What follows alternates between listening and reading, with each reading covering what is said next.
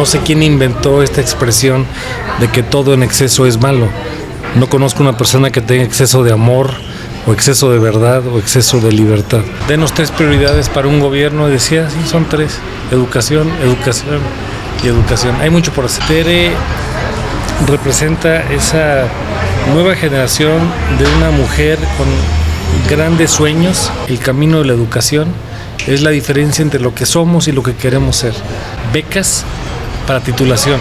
Segundo, becas de movilidad para irse a estudiar a otras partes del mundo y aprender otros valores, conductas. Y tercero, becas de transporte. Y comentaba que ella, después de los 18, 19 años, le dijeron, ya vas en autosuficiencia y no va a haber manera de que la familia te apoye. Y ya que están los maestros escuchándonos, tengo la convicción de que ella tiene propuestas y escucha para poder hacer las cosas.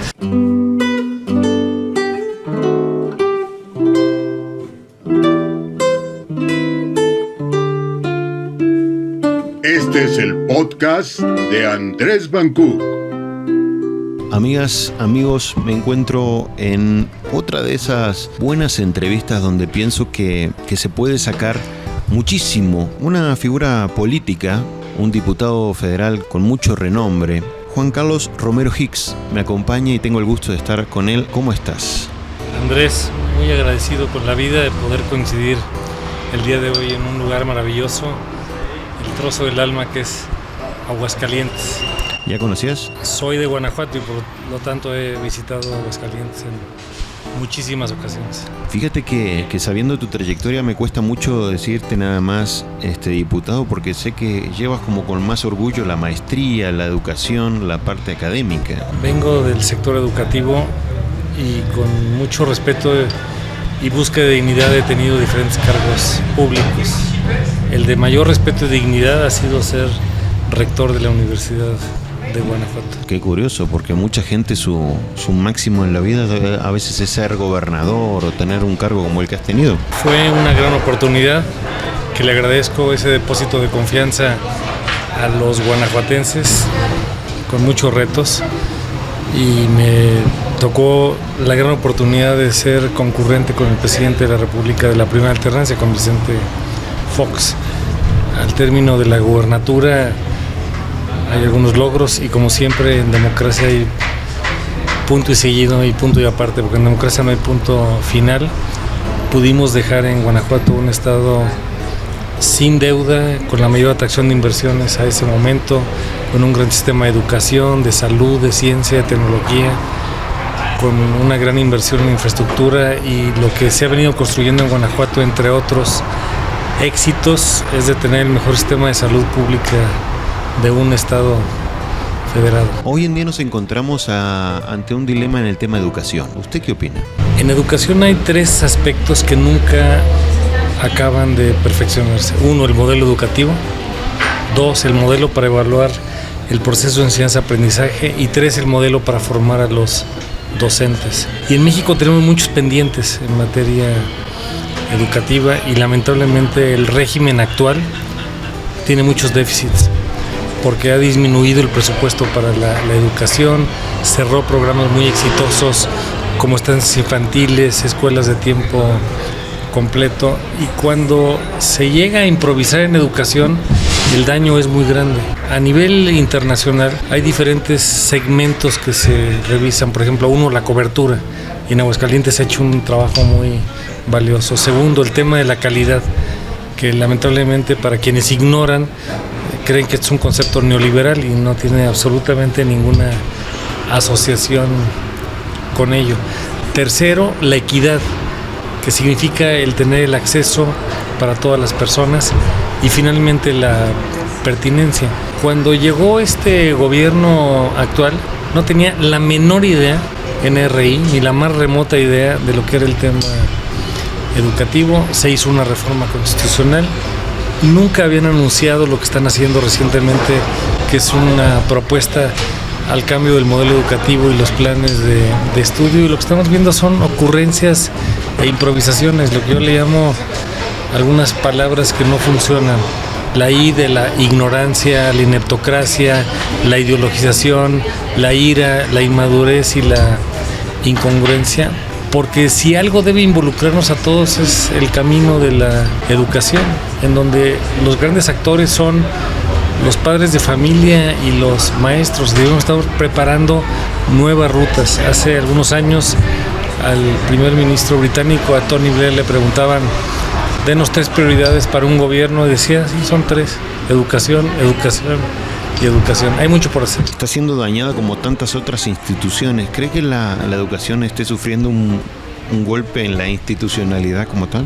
Hay problemas acumulados que no son recientes, y el gobierno federal debería estar más ocupado en la evaluación de los déficits a partir de la pandemia. Uno, en aprendizajes, donde se han perdido al menos de 2 a 3 años.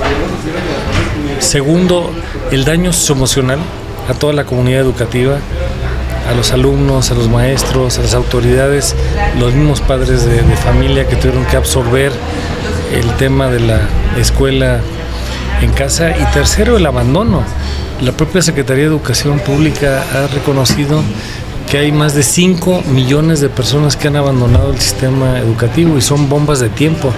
Cuando una persona no encuentra caminos de esperanza y no tiene empleo, seguridad y una serie de circunstancias mínimas en la vida, estamos hablando de problemas que van a crecer y que van a tener un desenlace sumamente desagradable. Estamos en Aguascalientes.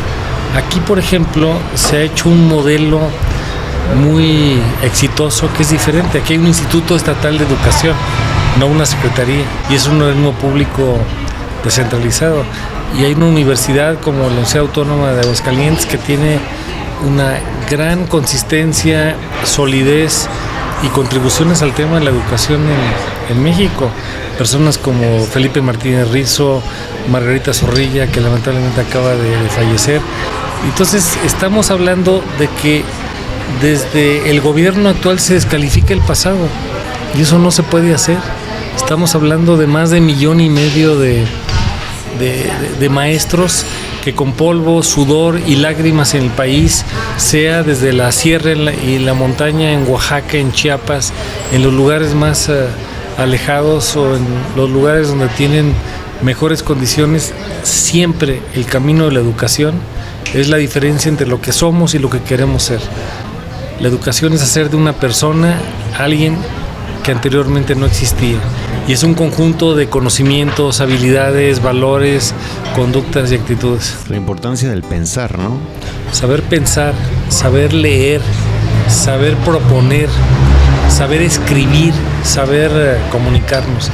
Más vale una persona completa que un buen tecnócrata. Y si algo hace el ser humano, aparte de respirar desde el primero hasta el último suspiro de vida, es desplegar su capacidad de amar, de aprender y de comprometernos. Y hoy el aprendizaje se da en todo el espectro social. Naciones Unidas lo subraya en 4 ámbitos. 1, aprender a aprender. Nunca se deja de aprender. Segundo, muy importante, aprender a ser persona, crecer de manera integral. Tercero, aprender a hacer algunas tareas. Y eso lo puede hacer un ingeniero, un médico, un abogado, un profesor, un profesional de cualquiera de las áreas. Y finalmente, aprender a convivir. Estos 4 aprendizajes: aprender a aprender, aprender a ser persona, aprender a hacer y aprender a convivir, son muy importantes y tenemos que desplegarlos, porque la educación se hace durante y para toda la vida, y no solamente es la escuela. Empieza en la familia, el barrio, la colonia, la comunidad, y sí, pasa por la escuela y todo el espectro social, el sindicato, la cooperativa, la iglesia, la empresa. En cualquier lugar estamos desplegando esa posibilidad de educarnos. Como usted dice, hay que tener cuidado, porque si uno vive como piensa, acaba pensando como vive. Es una frase de Pascal. Muy interesante. Si no se vive como se piensa, se acaba pensando como se vive. Llega a Aguascalientes ahora con esta fusión que tuvieron los partidos políticos, en la alianza que tienen, donde, bueno, la candidata del PAN en este caso es Tere Jiménez. Usted llega aquí, la ve como un tema que muchos profesores, maestros, en este momento lo están escuchando. ¿La ve como una esperanza en ese aspecto en particular? Es una generación de reemplazo en la sociedad.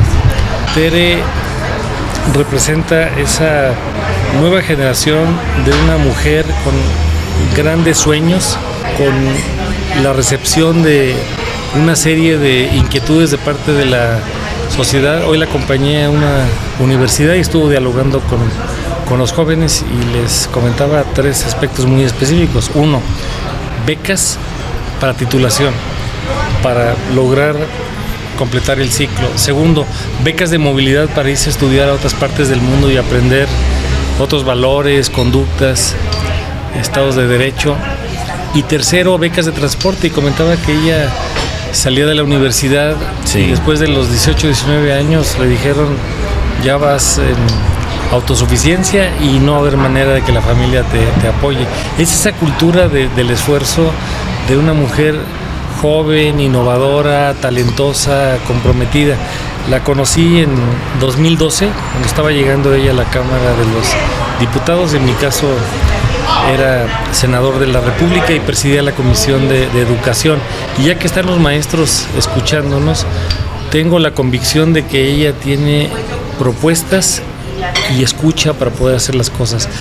Porque en una escuela la razón de ser son los alumnos y la forma de ser son los profesores. Y lo que tenemos que hacer es construir comunidades educativas, una comunidad de valores que nos pueda dar mejores condiciones. ¿Cree que va a ser algo importante en la diferencia? Porque ya llegar, usted fue gobernador, ya ser gobernador de un estado, me imagino que tiene muchas presiones, que no es simplemente las de un municipio, sino que de muchos municipios, muchas necesidades.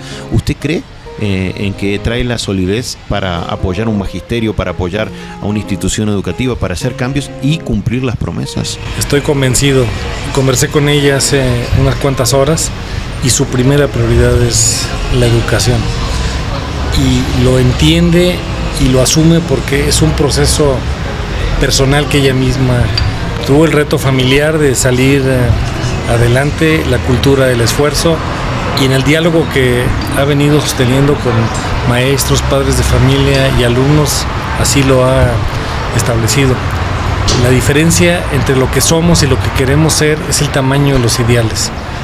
Y ella se siente como una persona, mujer de otra generación que quiere albergar el tamaño de los sueños de una persona. ¿Usted siente que en este momento, en el gobierno actual que tenemos, peligra la educación en México? En la parte federal no hay un proyecto.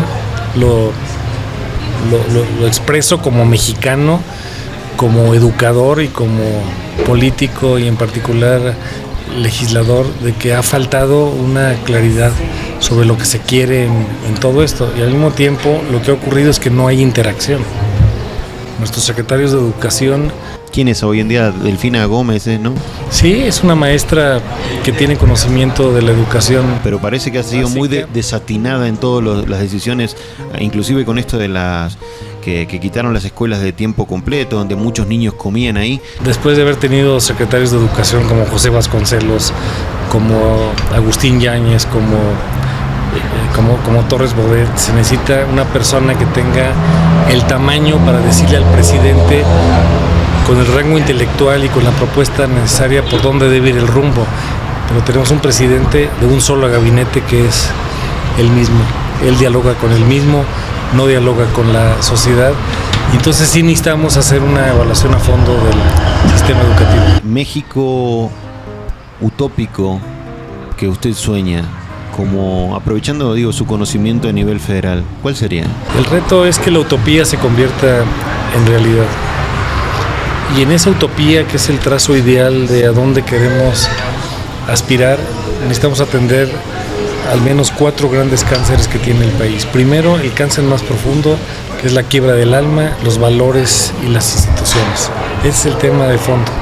Es un país con una baja autoestima, en donde lamentablemente esta ausencia de valores nos está costando muchísimo. No sé quién inventó esta expresión de que todo en exceso es malo. No conozco una persona que tenga exceso de amor, o exceso de verdad, o exceso de libertad. Segundo, el cáncer crónico, que es la pobreza y la desigualdad, y una economía que no redistribuye el ingreso. Y pasa por educación, salud, vivienda, agua, alimentación, seguridad social, y una economía que sea mejor para que crezca la economía y se reparta mejor entre todos y corrija asimetrías. Tercero, la violencia y la inseguridad. Y detrás de cada expresión de violencia e de inseguridad hay una persona que tiene un desequilibrio. Y tuvo un desequilibrio en su vida familiar, en su vida escolar, en su vida colectiva. Y necesitamos hacer un trabajo diferente en materia de seguridad. Y cuarto, el gran escándalo que tenemos, que es la corrupción acompañada de la impunidad. Desde luego que no son los únicos temas. Pero fue la promesa de Obrador, acabar con la corrupción desde el primer día que entre. El presidente hizo un diagnóstico correcto, con un tratamiento inadecuado, porque salió a la calle, escuchó a los mexicanos, lo cual es digno de reconocimiento, pero no ha sabido hacer propuestas que puedan corregir este tipo de problemas. Maestro, entonces en su diagnóstico, ¿qué le diría a los demás maestros de Aguascalientes que se van a enfrentar ahora realmente a una disyuntiva, donde tienen presión federal, donde hay amenazas? ¿Qué le diría ahora que se tiene que enfrentar a un tema de voto en Aguascalientes? El voto. El voto es una decisión libre, personalísima, y se ejerce el sufragio de manera secreta. Una persona, un voto, es donde todos somos iguales. Es el punto más visible y estelar de la democracia, en donde todos lo tenemos que ejercer a una invitación como derecho y obligación. Si no votas, no te quejes. Y ahí es donde una persona contrata a quién va a ser su gobernante. Y uno de los valores más importantes es la confianza. Y la confianza viene de depositar mi fe en una persona. Ese es un acto personalísimo, no podemos dejar el lugar vacío. En el viejo sistema electoral teníamos dos grandes obstáculos: el abstencionismo y segundo, el fraude. Urge una copiosa votación para reconocer que si no voy a votar, alguien está decidiendo por mí. Puede haber todo tipo de expectativas de cómo va a quedar la elección del domingo 5 de junio. Es una fiesta democrática, una fiesta cívica en la que debemos todos participar, en el caso de los ciudadanos de Aguascalientes, y sobre todo porque manda un mensaje de trazos de futuro, y es muy importante conocer las candidatas. Este es un caso único, tenemos 5 candidatas, todas mujeres, hay que escucharlas, hay que ver su plataforma, hay que interactuar, hay que generar propuestas, porque no hay protesta sin propuesta. Necesitamos generar propuestas alternativas. Conozco los gobiernos más recientes de Aguascalientes, me tocó ser gobernador con Felipe González y con él construimos aspectos muy importantes, y así sucesivamente, independientemente del partido político. Considero que necesitamos poner en la balanza esta gran necesidad de participación ciudadana. A veces me preguntaban,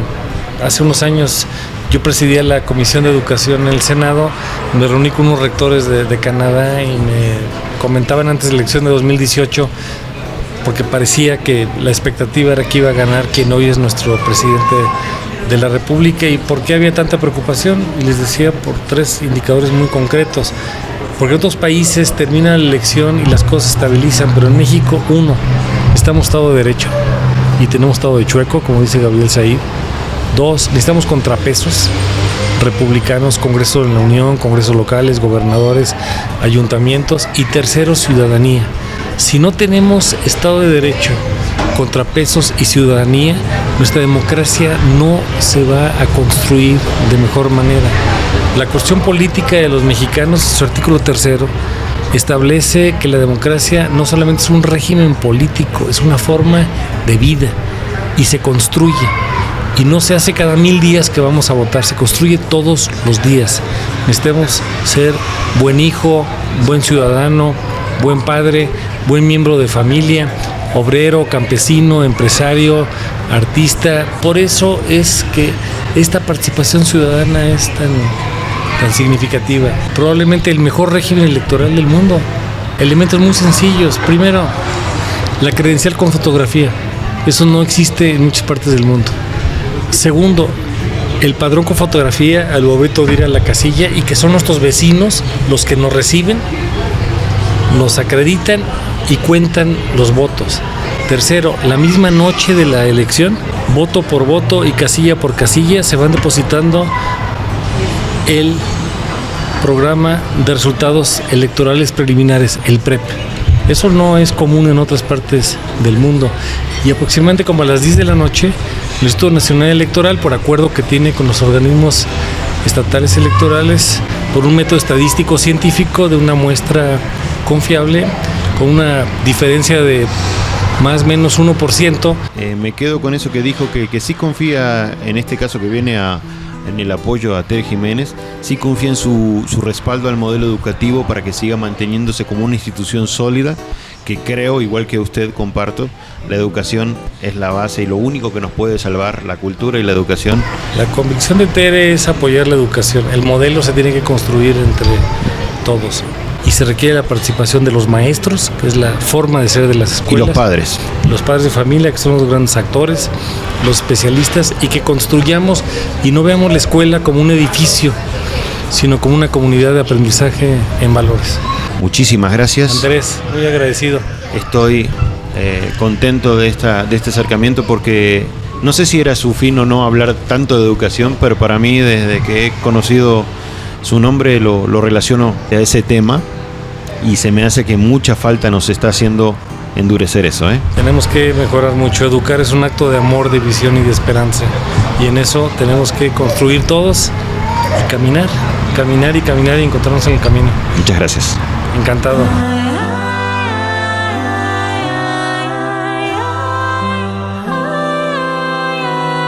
Este es el podcast de Andrés Bancú. Sigue al explorador de la comunicación en sus redes sociales www.andresbancú.com.